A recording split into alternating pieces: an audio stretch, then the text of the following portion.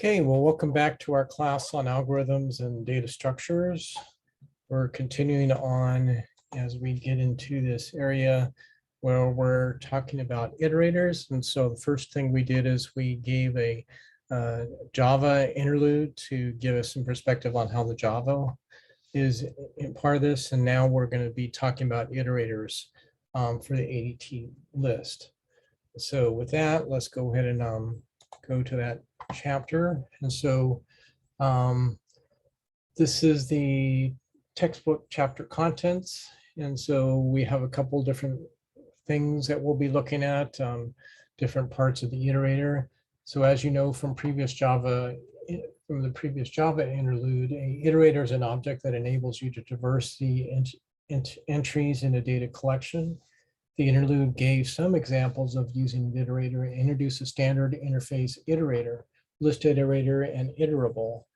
In this chapter, we will implement iterator and list iterator for the classes A-list and L-list that chapters 11 and 12 define. In doing so, we will describe several ways in which to define an iterator.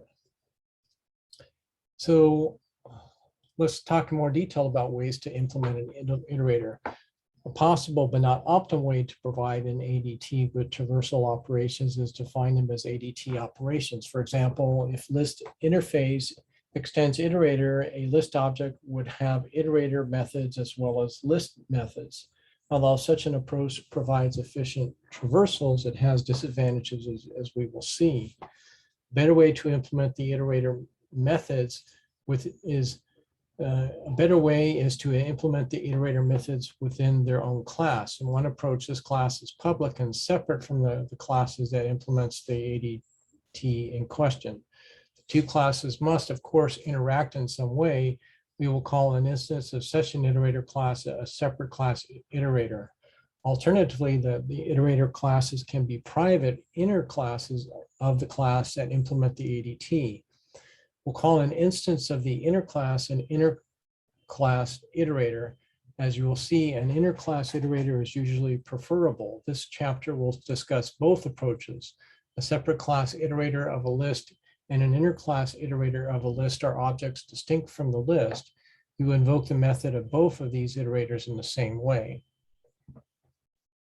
So here in the figure, we show a separate class iterator with a reference to an ADT, an indicator of its position within the iteration, and no knowledge of the ADT's implementation. So we're showing in this figure a separate class iterator with a reference to a list, but without knowledge of the list implementation. The implementations of an iterator method will use methods specified in list interface. The resulting implementations are rather straightforward, but take longer to execute. In general, than the implementation of an interclass iterator. So let's keep that in mind. So in this figure, it shows a list and the field next position just before the call to next, just after the call to next, but before the call to remove, and just after the call to remove. Notice in part B that the next increments next position and then returns a reference to Chris, the entry at that position, and the next entry in the iteration. Call to remove in part C removes the entry Chris at next position. Afterwards, the next entry Dan in the figure moves to the next lower numbered position in the list. Thus, remove must decrement next position so that a subsequent call to next will return Dan. So here's an outline of the class separate iterator. And so to enable us to connect an instance of the class separate iterator with an existing list by invoking the class constructor separate iterator needs a data field that references the list. As you can see in the listing, the constructor assigns this reference to the field list. Also notice that we make the definition of separate iterator independent of a particular implementation of lists, such as a list or L list, by defining the field list as an instance of list interface. In addition to connecting the iterator to the list in question, the constructor initializes the iterator, so it will begin at the first entry in the list. To enable this, the class has another data field, next position, that tracks where we are in the iteration. This field is simply the integer position of the entry in the list that the method next has returned. It is convenient to initialize this field to 0. Providing a remove operation for an iterator is optional. However, we shall do so here because the previous examples use one. This desire complicates our class somewhat because the class must call the method next before each call to remove. The requirement isn't simply a precondition. The remove method throws an exception if it isn't met. Therefore, we need an additional data field, a Boolean flag that enables remove to check whether the next was called. We call this data field was next called. The constructor initiates this field to be false. Here's the method next has next. Fairly simple. The class separate iterator has no special access to the private data fields of the class that implements this list.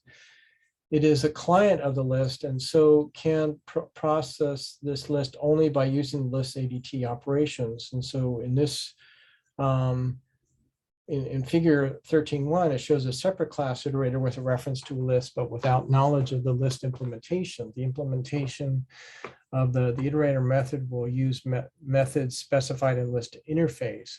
The resulting implementations are rather straightforward, but take longer to execute. In general, than the implementation of an interclass iterator. For example, the method next has next calls the list get length method. And so we're showing that here in the chart. So for the method next, as long as the iteration has not ended, that is, as long as the next has next returns true, the method next retrieves the iteration's next entry by calling the list get entry method.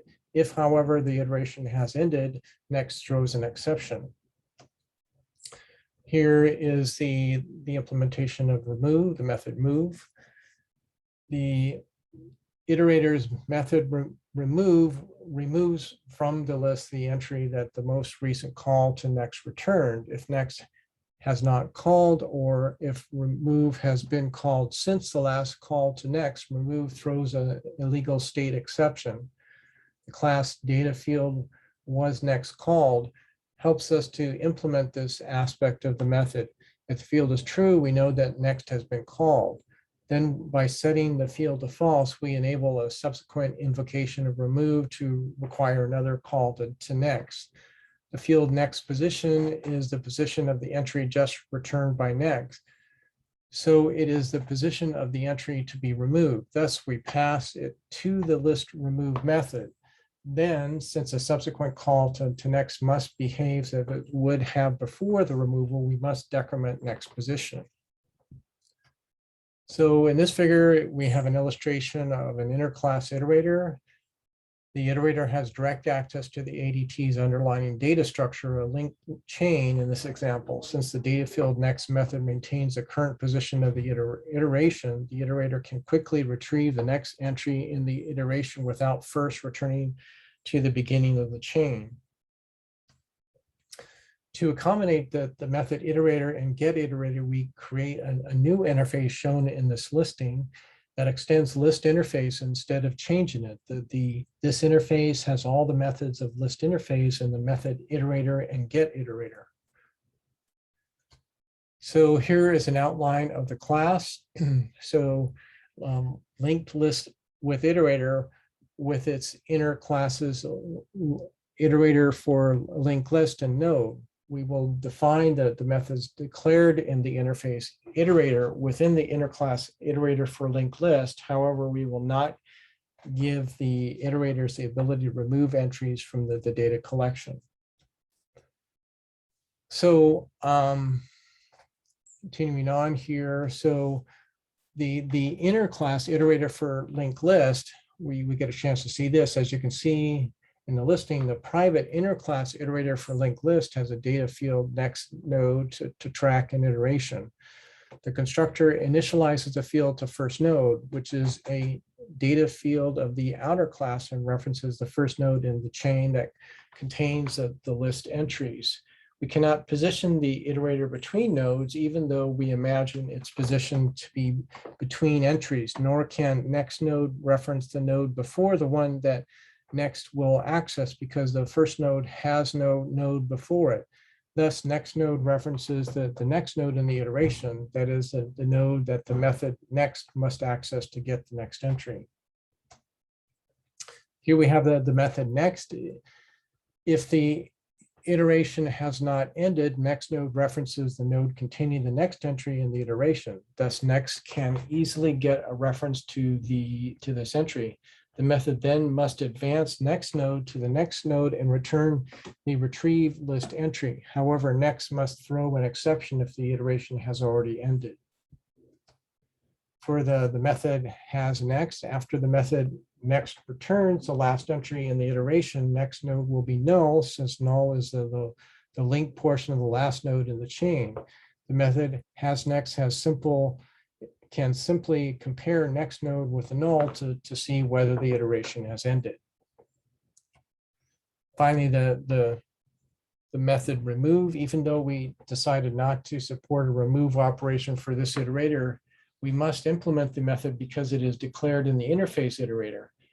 If the client invokes remove, the method should simply throw the runtime exception unsupported operation exception. And here's an example of how you could define that.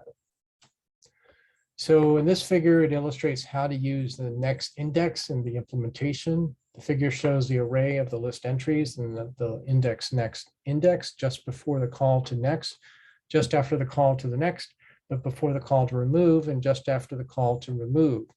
Part B shows the next return a reference to the next entry, Chris, in the iteration, and then increments next index.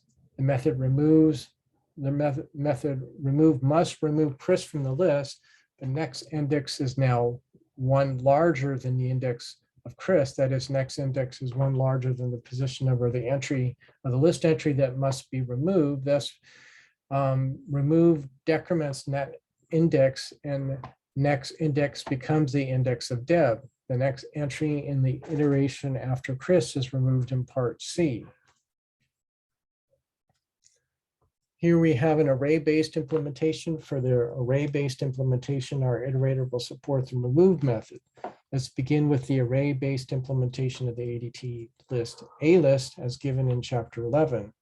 Our new class whose form is shown in listing 13.4, what we're showing on this chart, has the same data fields and methods as the class A list, but since our new class implements the interface with list with iterator interface, it also includes the methods iterator and get iterator.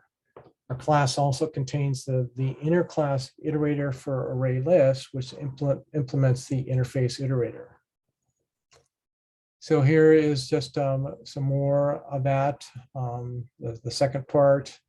And here in the third part, we'll talk a little bit more about the inner class iterator for array list.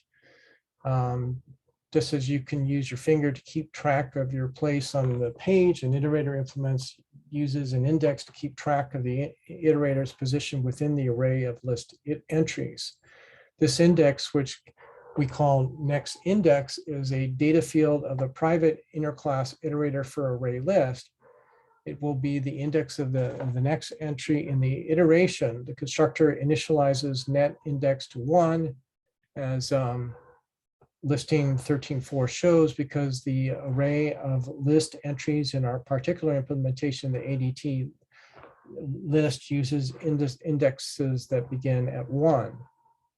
So just as you saw earlier in segment 13.3 and 13.6, providing an iterator with a remove operation requires an additional data field that the remove method can use to see whether next was called. Again, we named the data field was next called, but here it is fine with the inner class. The constructor initializes this field to false.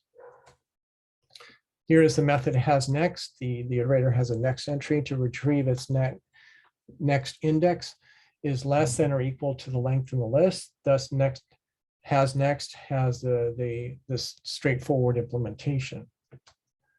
For the method next, the implementation of the method next has the same general form as the version given in segment 13.5 for the separate class iterator.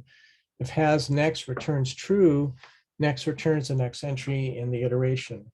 Here, the next entry is list next index. The method also advances the iteration by incrementing that index and sets the flag was next called to true. On the other hand, if next has next returns false, next throws an exception. For the remove method, removing an entry from the list involves shifting entries within the array list. Since we have already developed that code for the list remove method, we will call it instead of accessing the array list directly. To do that, we need the position number of the list entry to be removed. Recall from segment 10.1 that the position number of an entry in the list begins at 1. So it is the same as the corresponding array index for this implementation.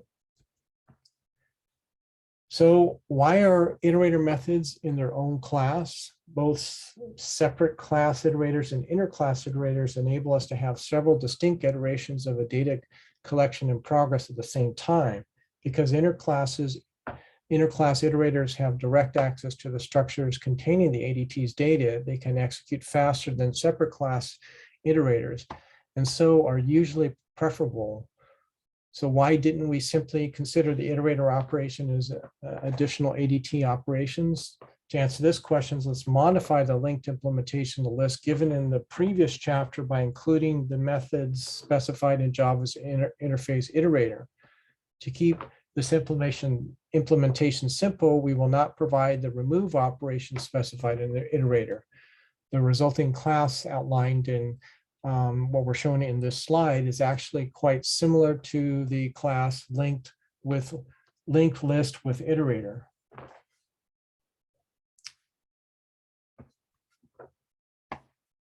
Described in segment 13.9, which implements an interclass iterator. The difference between these classes are highlighted.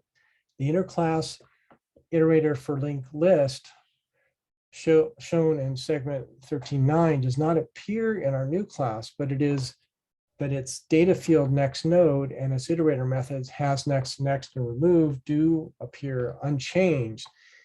Instead of the interclasses constructor, we have the public method reset traversal, which sets next node to first node. We'll call this method before we begin a traversal.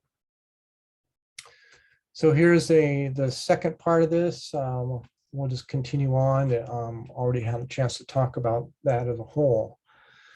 So what's wrong with this approach? Although these traversal methods can execute quickly because they have direct access to the underlying data structure of the list, including them as list operations has disadvantages.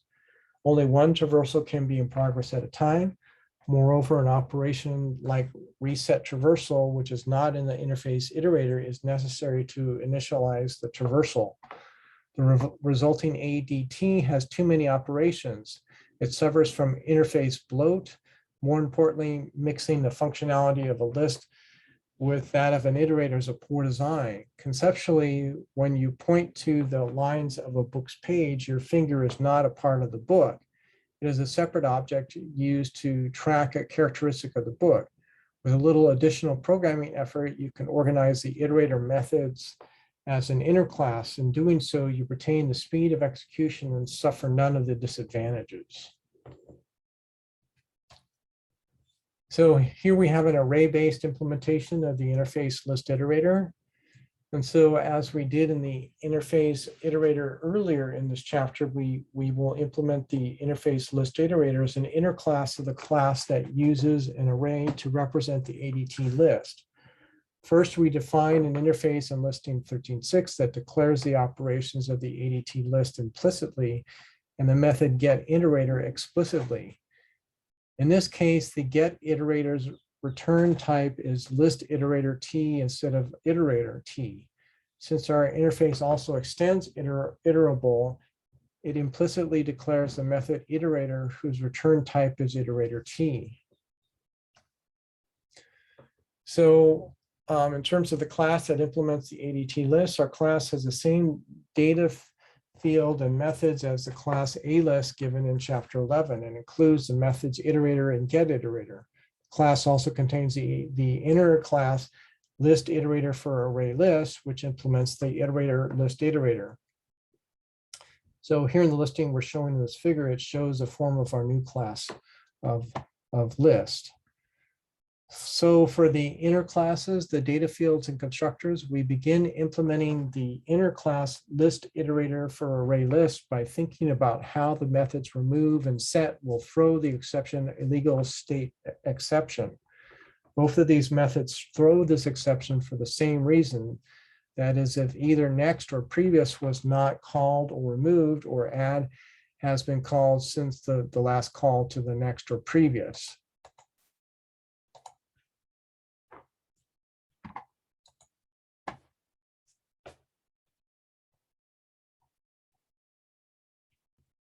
So anyway, I'll continue on there. So this is just more details here, part 2, and then part 3. And so figure 13.5 shows a call to the remove in various contexts that cause an illegal state exception. And so you can look that over. Here is just some continuation, some more details. And then let's talk about the inner class, the data fields and constructors. We begin implementing the inner class list iterator for array list by thinking about how the methods remove and set will throw the exception, illegal state exception. Both of these methods throw this exception for the same reason.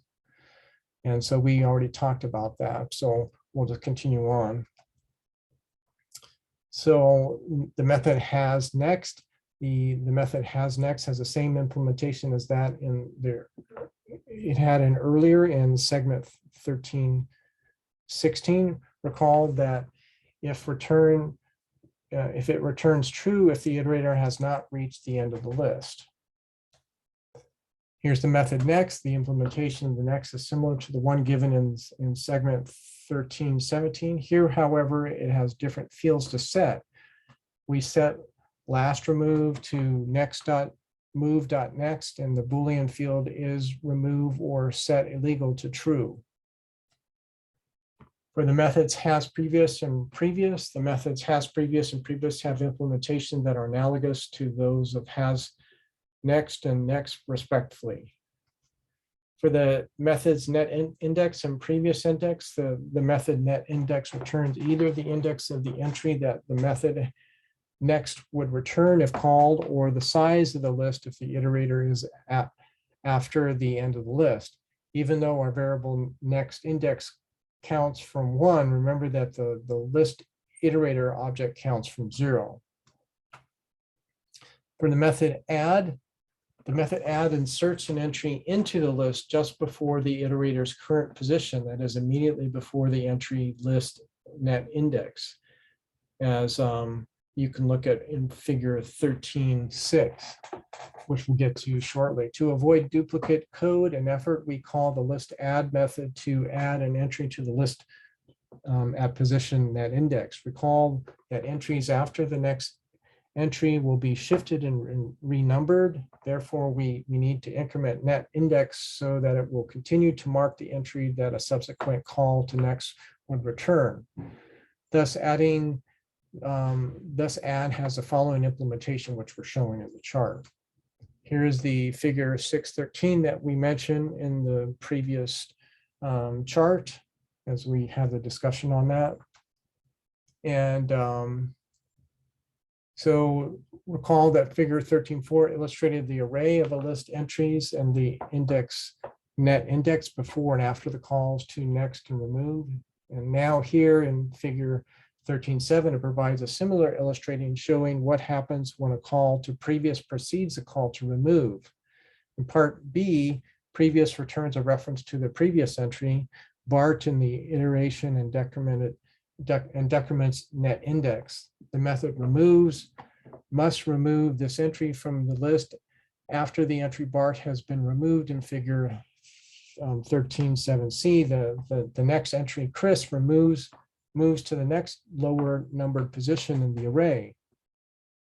Thus, next index remains the index of the next entry in the iteration, and so is unchanged.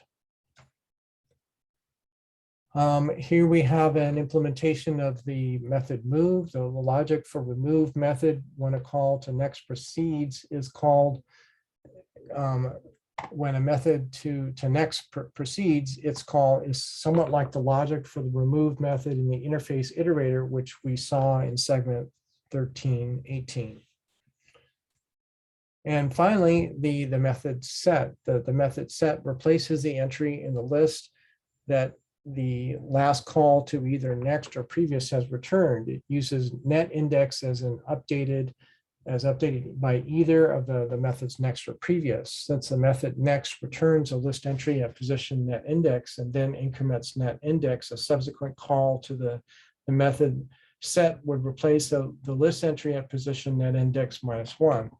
Likewise, since previous returns the list entry at position net index -1 and then decrements net index, the method would replace the list entry at position net index after a call to previous. The following implementation of set reflects these observations and uses the same logic that we used in remove to see whether to throw illegal state exception. Okay, that's it for chapter 13. Thank you very much.